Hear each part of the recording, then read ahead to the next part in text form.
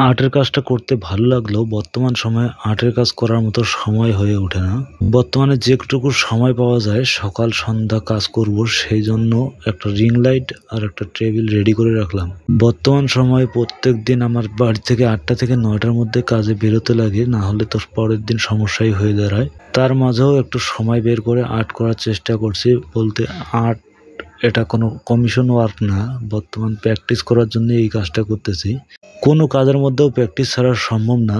বর্তমানে যে কোনো কাজের মধ্যে যদি প্র্যাকটিস না করেন তাহলে আপনার কাজ দিন দিন ভালো না হয়ে খারাপের দিকে চলে যাবে। বর্তমানে কম্পিটিশনের কাজ, বর্তমান সময়ে যদি প্র্যাকটিস না করেন, আপনি যদি কাজের মধ্যে প্রতিভা না দেখান, তাহলে আপনার কাজটাকে ছিনিয়ে অন্যজন করতে কোনো সময় লাগাবে না। খুব কম সময়ের মধ্যে আপনার কাজটা অন্য কেউ হাতিয়ে নিয়ে চলে যাবে। তো সেই জন্য প্রতিনিয়তই আপনার নিজের কাজটাকে আপডেট করতে লাগবে। আপনার দ্বারা যে কাজটা সম্ভব সকলের দ্বারা কিন্তু সেই কাজটা সম্ভব না। তবে যদি প্র্যাকটিস করা না হয় তাহলে একই কাজ রেগুলার চলতেই থাকবে। আর একই কাজ রেগুলার চলার কারণে অন্যজন কিন্তু আপনার কাজটাকে কপি করতে সময় নেবে না। সেই জন্য যদি প্র্যাকটিস করা হয়, রেগুলার আপডেট করা হয় নিজেকে, তাহলে প্রতিনিয়তই নতুন নতুন কাজ বেরিয়ে আসবে। প্রত্যেকটা কাজের মধ্যেই প্রতিনিয়ত নতুন নতুন আপডেট চলে আসে।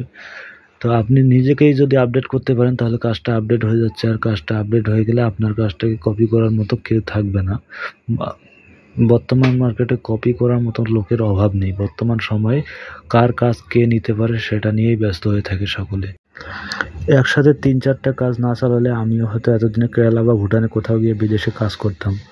একসাথে অনেক কয়েকটা কাজ করার কারণেই আমার সাথে আরও 10টা ছেলের কাজ করতে পারে, সবার সাথে আমি একসাথে কাজ নিয়ে চলতে পারি, সবাইকে কাজ দিতে পারি। সেজন্য সহযোগিতা করবেন আরও নতুন